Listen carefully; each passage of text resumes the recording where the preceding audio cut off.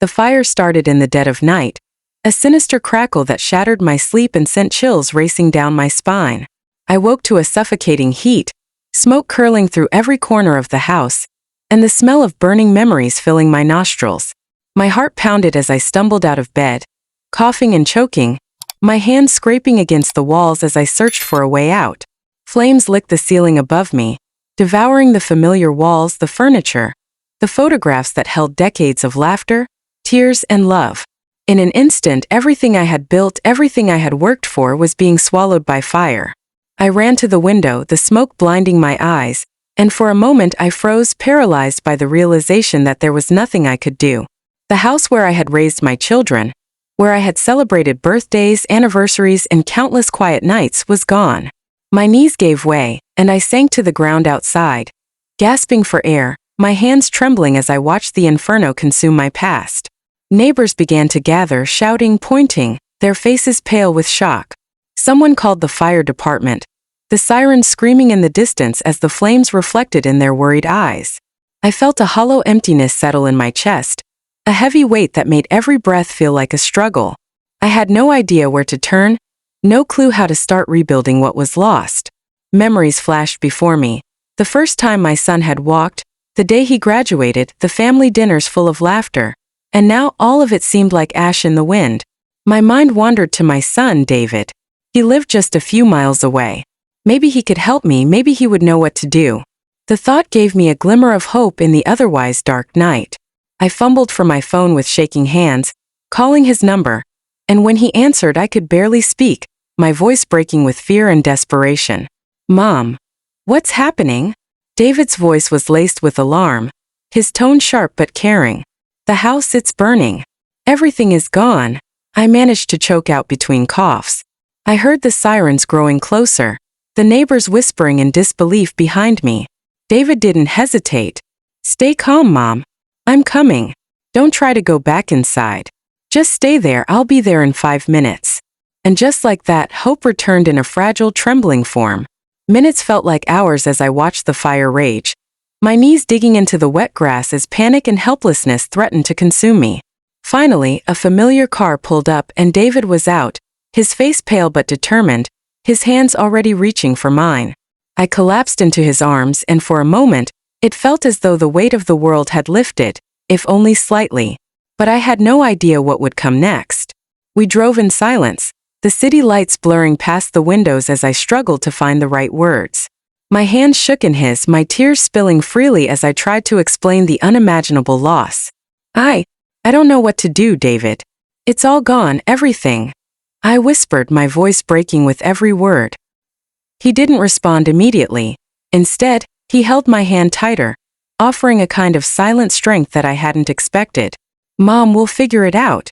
Together," he finally said, and it should have comforted me, but instead a pang of fear struck my chest. What would he do? How would he react to seeing me, broken and helpless, standing amidst the ruins of a life I had built? As we drove to his home, I caught a glimpse of him through the rearview mirror. His jaw tight, his eyes reflecting something I couldn't quite read. Part of me hoped he would be angry or disappointed or anything, but what came next would tear me apart in ways I never imagined. David welcomed me in with a polite smile, his house immaculate, his life clearly organized in a way mine never had been. I felt like an intruder, dragging my ruined self into the sanctuary he had built. I tried to keep my emotions in check, to be composed, but the smell of smoke clung to my clothes, and the despair in my eyes betrayed me. "Mom, sit," he said gently, guiding me to the sofa. I sank into it like a child seeking refuge, my shoulders trembling with the weight of loss. He disappeared for a moment, and when he returned it wasn't with a hug, a comforting word, or the warmth I had expected. Instead, he held a folder, a stack of papers neatly tied together, and I realized that this was going to be more than just helping me find a place to stay. Something was coming, something I wasn't ready for. And the look in his eyes told me that my world was about to change again. My heart sank, not knowing if I could bear another blow after the fire. David spoke carefully, choosing each word as if weighing its impact. "Mom, about your house, about everything you lost. I've been thinking." I nodded silently, bracing myself. "I've made some arrangements. It's not much, but it's temporary, while we figure out the long-term plans. Relief mixed with confusion as he handed me the folder. Inside were papers for an insurance claim, a list of emergency funds, contacts for temporary housing, and even some personal notes he had written, detailing what he could do to help me start over. My hands shook as I flipped through the pages, realizing that he had already done more than I could ever imagine. But then he said something that made my chest tighten, something I wasn't ready to hear. Mom, there's one thing. I can't do everything for you. You need to take some responsibility too. We'll help, but you have to help yourself.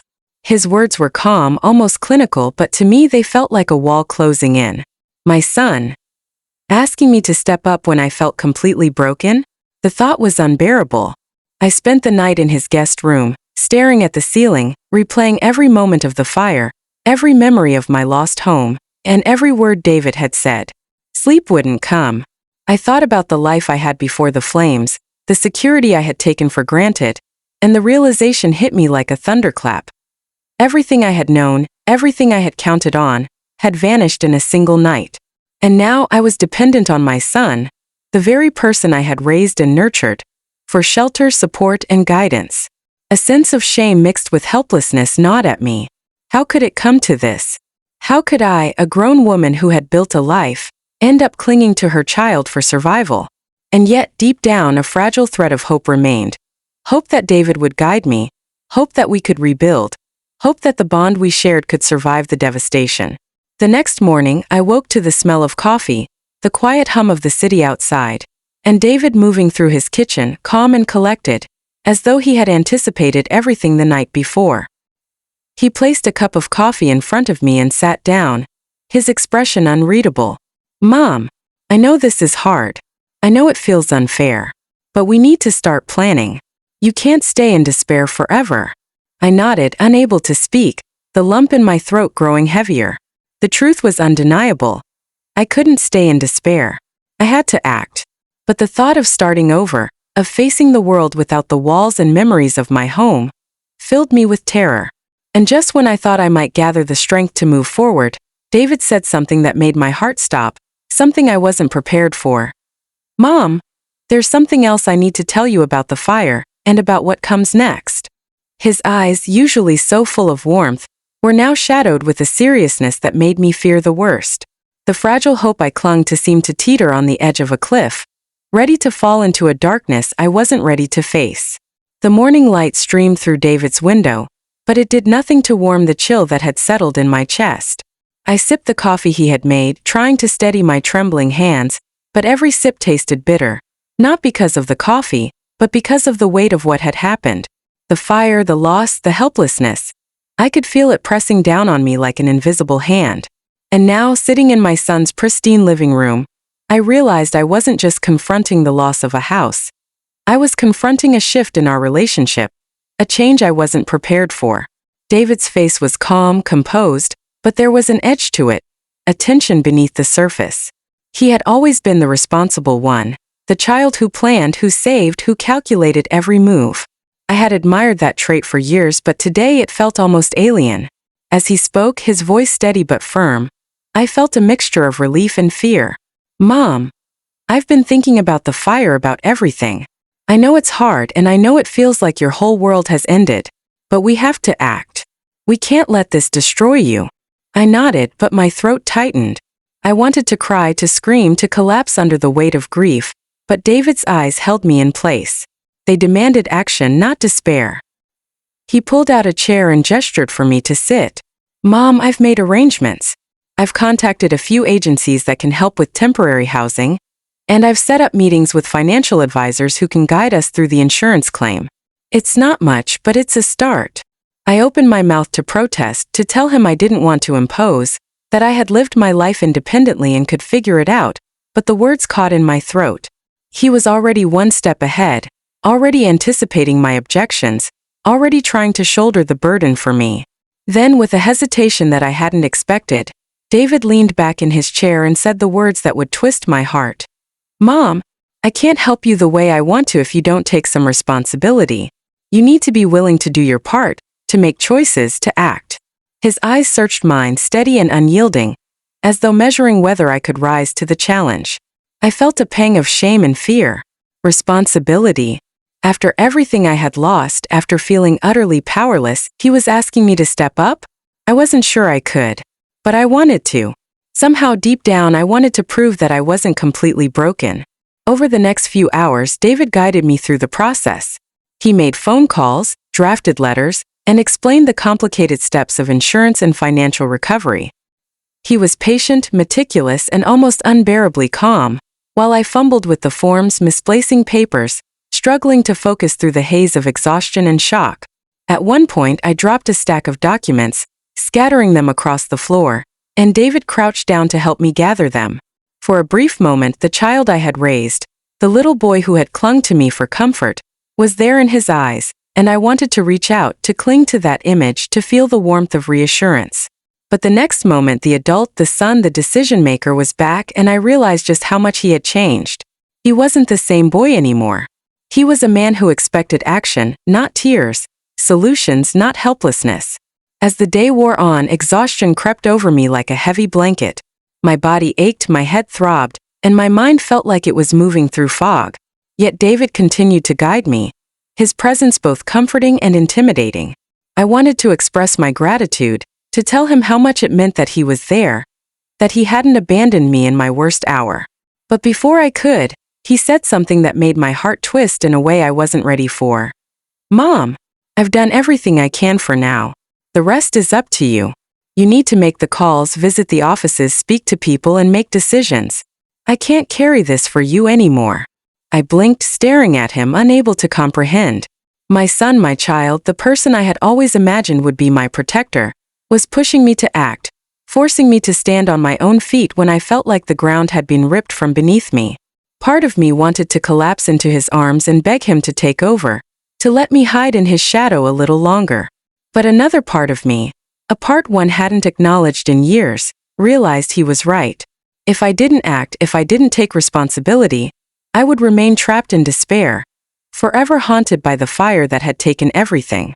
That night, after David went to bed, I sat alone in his guest room, staring at the ceiling, replaying the day's events. I thought about the fire, about my lost house, and about the son who was now demanding that I rise above my helplessness. The realization hit me like a bolt of lightning. My life had changed forever, not just because of the fire, but because of the way my son had stepped into a role I had never anticipated.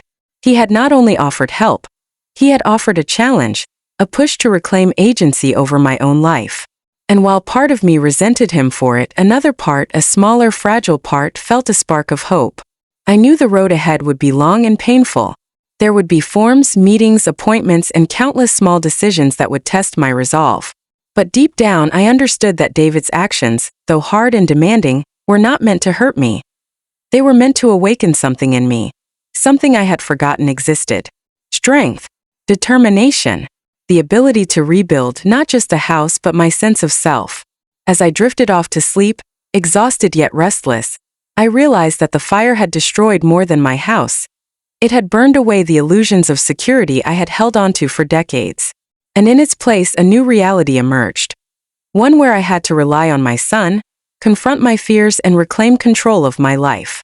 Little did I know that what David would do next, the decisions he would make in the coming days, would not only challenge me further but also break my heart in ways I could never have imagined. The next morning, I woke with a sense of unease that clung to me like a shadow. The previous day had been exhausting, mentally and emotionally, yet sleep had brought no relief. My mind raced with questions. How would I manage? How could I rebuild after losing everything? And most importantly, how would David respond if I faltered? I knew he was waiting for me to take the first steps, and that thought alone made my chest tighten. David was already up when I went to the kitchen, moving through the room with the precision and calmness I had come to associate with him. He smiled faintly as he noticed me, but it didn't reach his eyes. There was a gravity there, a seriousness that made my heart sink. "Morning, Mom," he said quietly. "I've set up a meeting with the insurance agent at 10, and after that we need to visit the temporary housing office. Are you ready?" I nodded, swallowing hard, trying to steady the lump in my throat. Ready? How could I be ready? I had spent decades building a home, filling it with memories, and now in a single night it was gone. Yet here I was, standing in my son's kitchen, realizing that the reality was unavoidable. If I didn't act, I'd remain trapped in despair, and David's patience had limits. We drove to the insurance office in tense silence. David spoke occasionally, reminding me of the documents we needed, explaining what questions I should ask. Each word, each instruction, felt both comforting and suffocating. I understood he was trying to help, but there was an unspoken pressure, a sense that any mistake on my part would disappoint him. When we arrived, the office was crowded, the hum of voices and the clatter of keyboards making my head spin. The agent greeted us politely, asking questions, filling forms, and scrutinizing our documents. I tried to answer as best as I could, but my hands trembled, my voice faltered. David stepped in when I stumbled, correcting my mistakes, clarifying points, and even answering questions I hadn't understood. I felt a mix of gratitude and humiliation. My son was taking care of me, yes, but in doing so, he reminded me of just how dependent I had become. After the meeting, David led me to the temporary housing office. He spoke to the caseworker with authority, arranging accommodations, explaining my situation, and even negotiating assistance. I followed silently, feeling both relief and a strange, gnawing discomfort. It wasn't just the logistics that weighed on me. It was the realization that my independence, my ability to manage my own life, had been stripped away in a single night. I had always imagined that, even in my old age, I would maintain control, make decisions, and rely on my own judgment. Now I was dependent on my child for everything from shelter to paperwork, and I wasn't sure I could handle it. As we drove back to David's house, I remained quiet, my mind spinning. I wanted to speak, to ask questions, to express my feelings, but the words caught in my throat. David glanced at me occasionally, his expression unreadable, as if he could see every thought passing through my mind. "Mom, I know this is hard," he said gently, "but you need to understand something. I can only guide you so far. You have to take the next steps yourself. I can't fight your battles for you forever." His words hit me harder than I expected. I wanted to argue, to tell him that I was lost, that I couldn't do this, but the look in his eyes stopped me. There was no judgment there, only expectation, a quiet insistence that I rise to the occasion. And for the first time since the fire, I felt a flicker of determination. If my son believed I could do this, perhaps I had no choice but to try. The following days were a blur of paperwork, phone calls, and appointments. David continued to guide me, but now he began to step back slightly, giving me more responsibility, testing my ability to manage. I made mistakes, stumbled over forms, forgot details, and occasionally broke down in tears. Each time, David's reaction was the same. A calm correction, a gentle nudge, but no indulgence. "You need to do this, Mom," he would say. "It's hard, but it's necessary." One afternoon, as I sat at a desk trying to organize documents, I noticed David watching me quietly from across the room. His face was serious, almost stern, and I felt a pang of fear. I had done my best, but was it enough? Had I disappointed him? I wanted to ask, but the words felt too heavy, too vulnerable. And then he spoke, softly but firmly. "Mom, I've arranged something for you. It's not a lot, but it's a start. You'll have a place to stay, and some funds to get by while we handle the rest. But I need you to understand, this is not a gift. It's a responsibility. You have to prove that you can handle it." I nodded, swallowing the lump in my throat. I understood, even as my heart ached. David was helping me, yes, but on his terms, with rules, expectations, and conditions. It wasn't just about shelter or money. It was about showing him that I could rise from despair, that I could reclaim some control over my life. And the truth was, I wasn't sure I could. That night, as I lay in the temporary guest room, I thought about everything David had done. His guidance, his insistence on responsibility, his refusal to let me remain helpless. It was more than I had expected from my son. And yet it was also heartbreaking. I realized that while he was offering help, he was also demanding a version of me that I wasn't sure I could be. Strength, independence, determination, qualities I had believed were lost in the fire. And as I drifted into a restless sleep, I knew that the days to come would test me in ways I could never have imagined. The following morning, I woke to the soft hum of activity in David's house. Sunlight filtered through the curtains, casting a warm glow that contrasted sharply with the chill I felt inside. The fire, the loss, and the endless whirlwind of paperwork had left me exhausted, but today felt different. There was a tension in the air, a quiet anticipation that made my stomach twist. David moved around the kitchen with his usual precision, preparing breakfast and organizing documents, but there was a weight in his eyes I hadn't noticed before. "Mom, we need to talk," he said softly, gesturing for me to sit. My heart sank instantly. I had a feeling this wasn't going to be an easy conversation. I sat down, hands folded in my lap, trying to steady my racing pulse. David took a seat across from me, his gaze steady, almost unreadable, and for a moment silence stretched between us like a heavy curtain. Finally he spoke. "Mom, I've been thinking a lot about the fire, about everything that happened, and about how we move forward. I want to help you, but there's something you need to understand first." I nodded, unsure what he meant, my throat tight. "I can't do everything for you.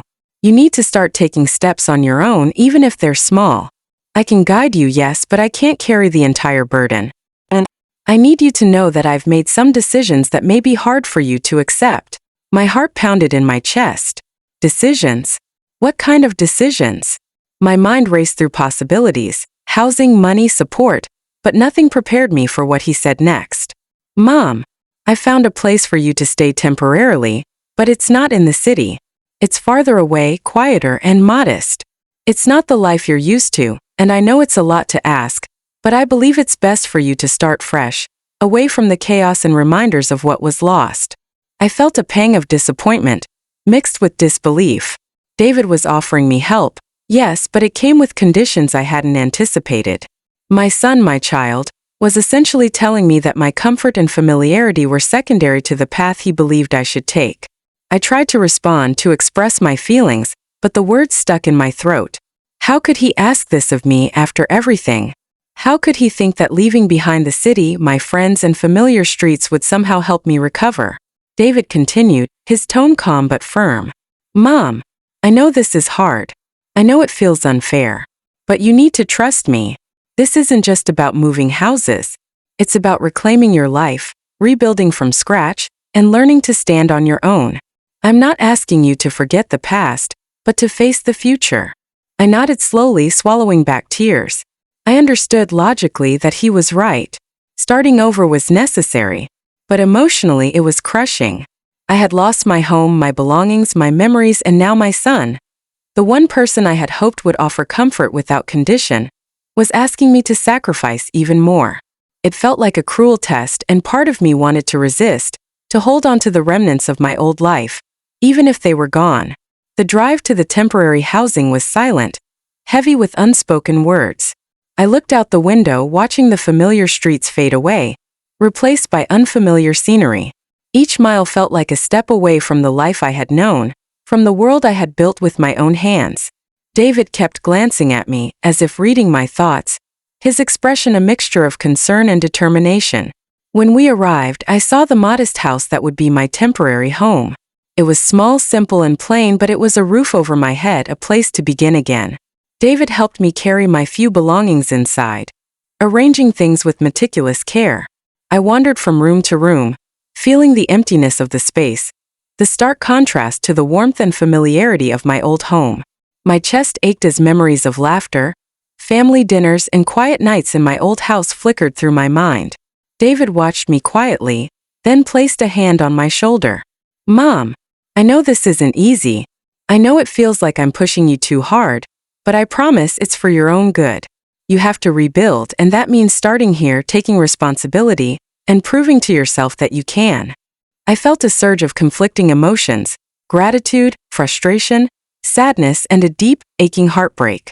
My son was trying to help me, yes, but his help came with expectations I wasn't sure I could meet.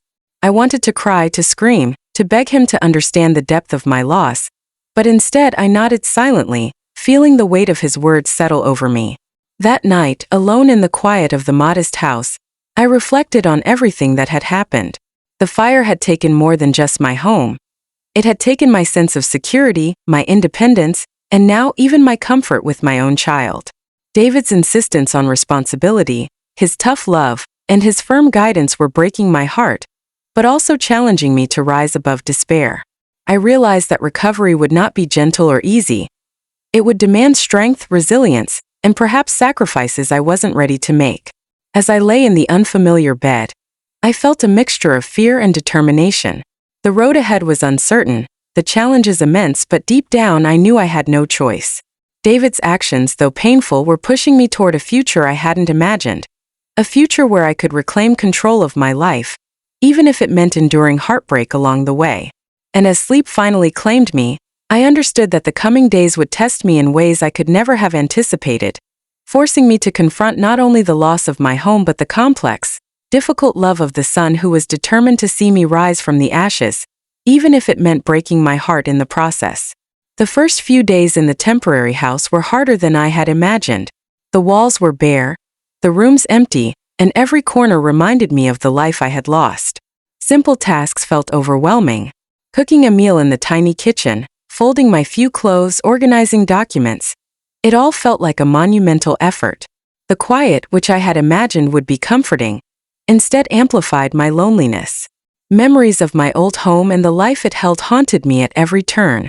I longed for the familiar creak of the floorboards, the smell of the old bookshelves, the laughter of neighbors through the thin walls.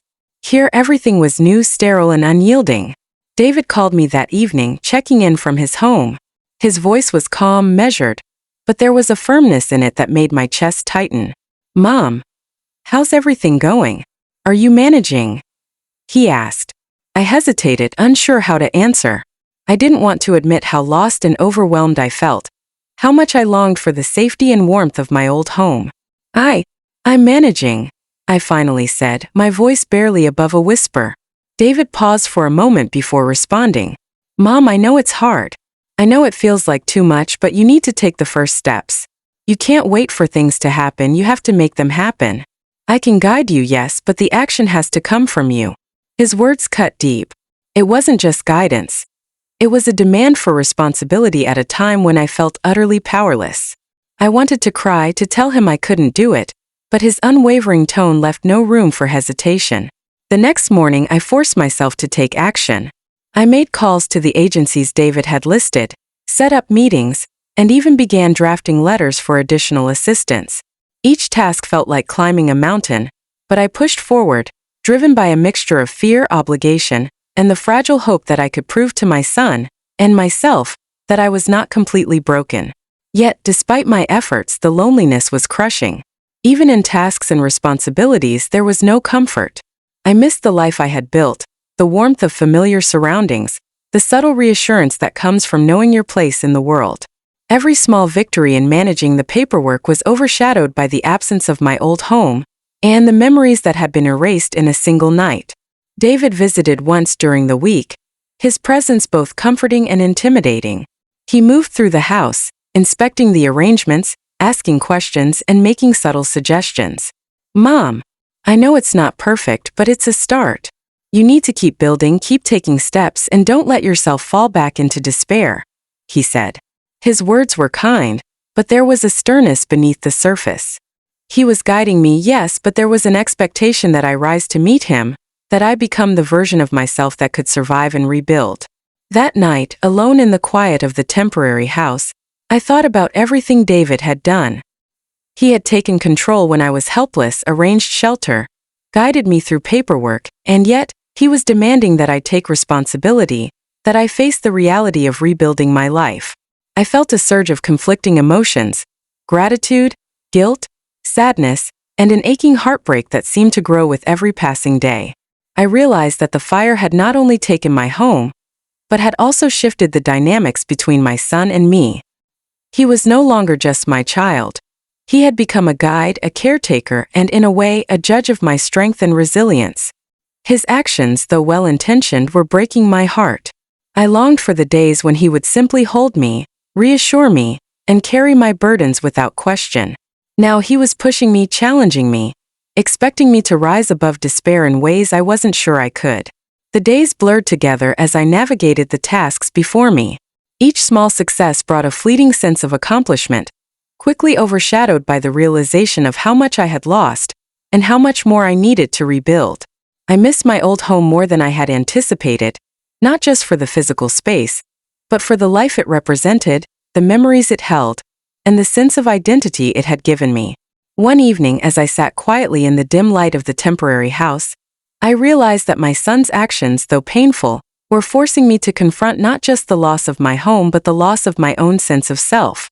He was demanding that I step into a new role, one that required strength, responsibility, and resilience.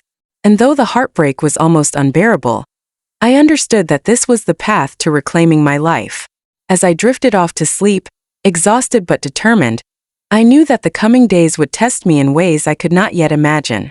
The fire had taken everything, and now I had to rebuild not only a home but also a life, a sense of self, and a relationship with the son who, in trying to help me, had also broken my heart in the process. The following morning, I awoke to the faint hum of activity outside my small window. The temporary house was quiet, almost eerily so, but the weight in my chest made it impossible to rest. The tasks of the previous week, the paperwork, the calls, the endless small responsibilities, had left me exhausted, both physically and emotionally.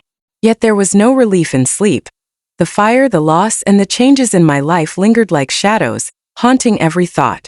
David called early that morning. His voice was calm, almost soothing, but there was an intensity beneath it that made my stomach twist.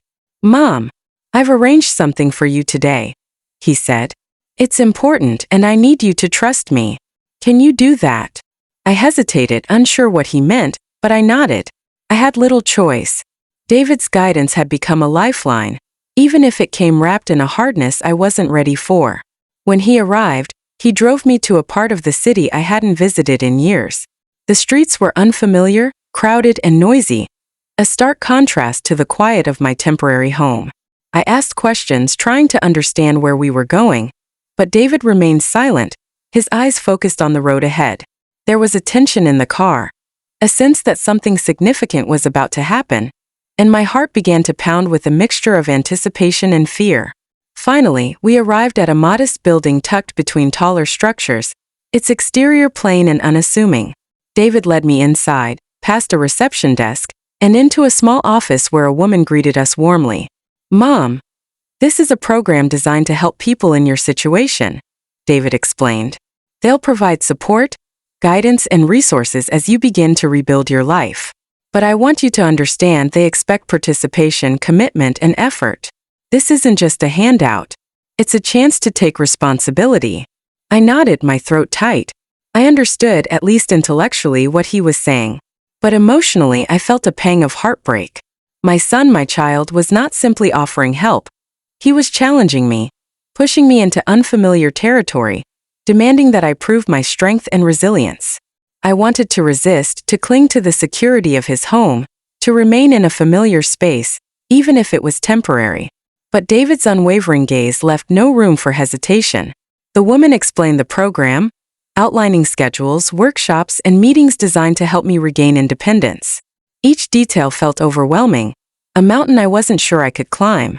Yet David's presence beside me was both reassuring and intimidating. He encouraged me, offered subtle guidance, but never took over. The responsibility was mine, and the reality of that hit me harder than I anticipated. As we left the office, David spoke quietly in the car. "Mom, I know this is hard.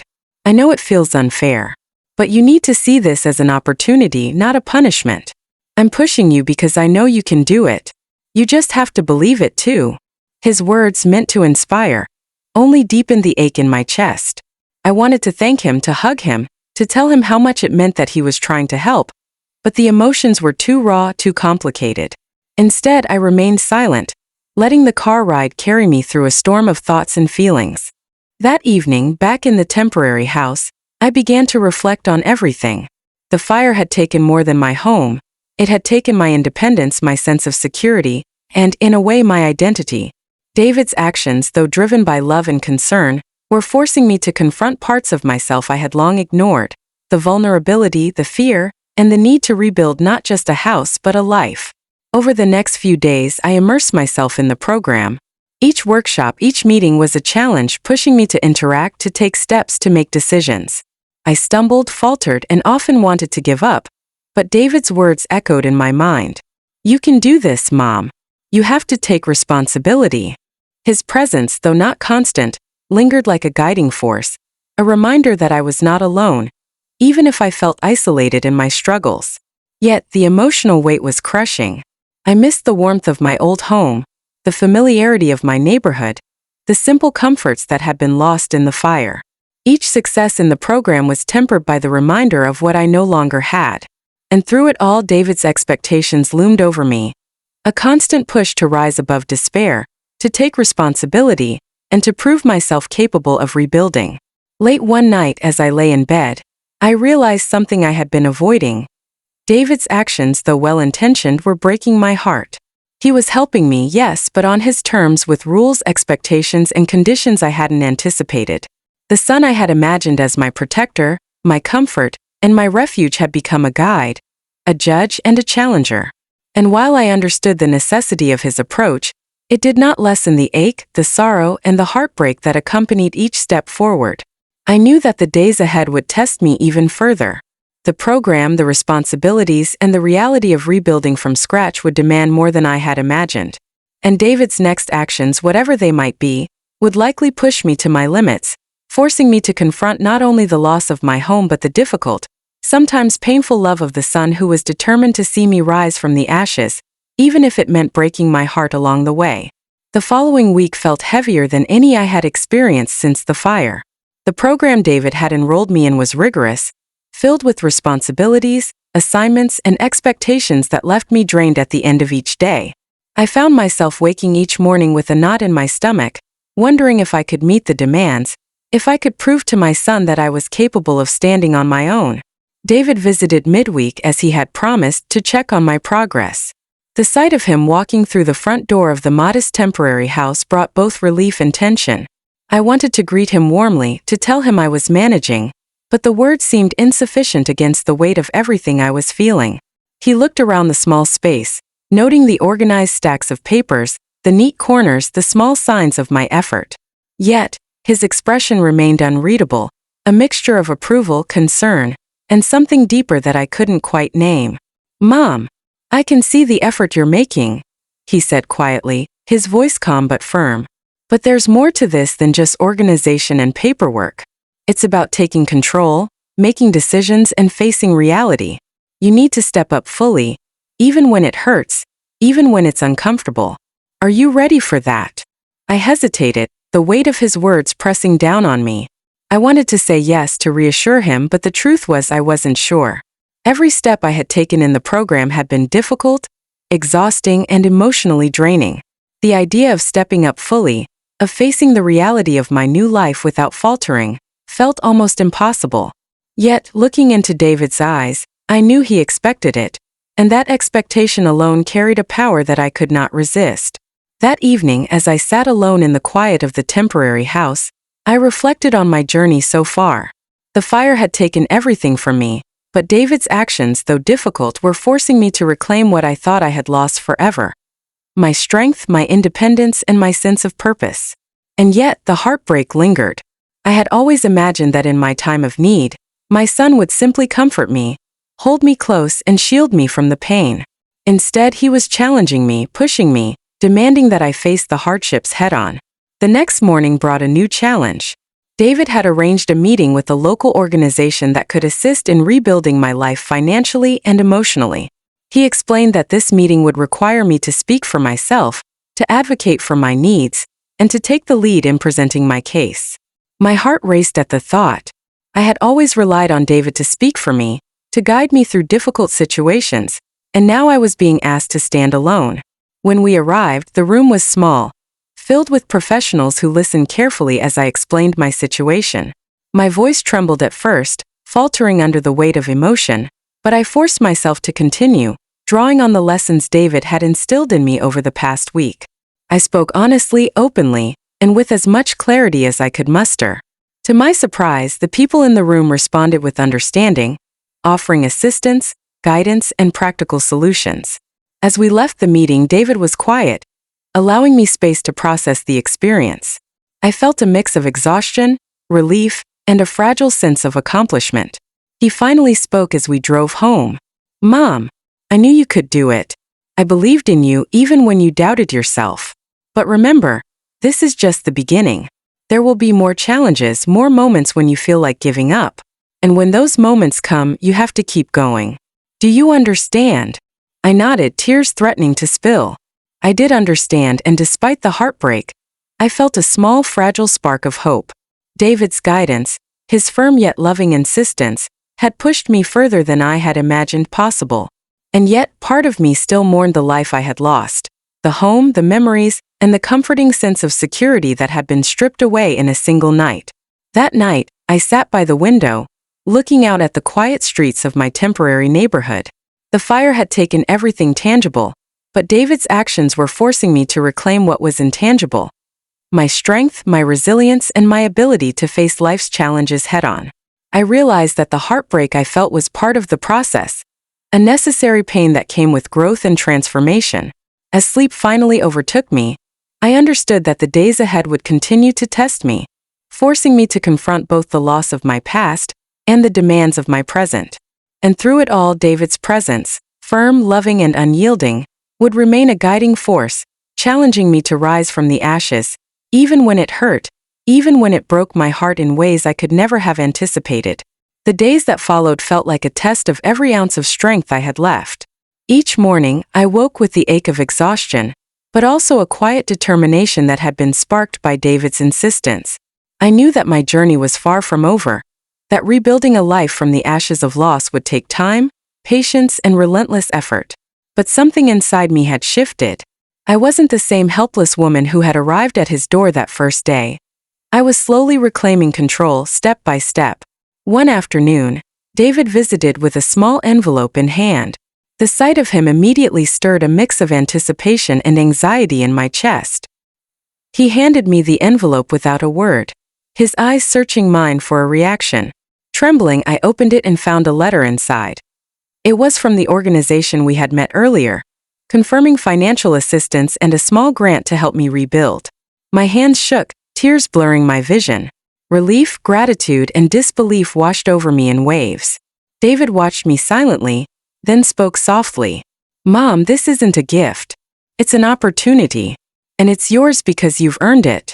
You've taken responsibility, faced challenges, and proven that you can rise from the ashes. I'm proud of you." His words were simple, yet they struck deep, resonating in places I hadn't realized were still wounded. I wanted to reach out, to hug him, to tell him how much his belief meant, but the emotion choked me. All I could do was nod, letting the tears fall freely.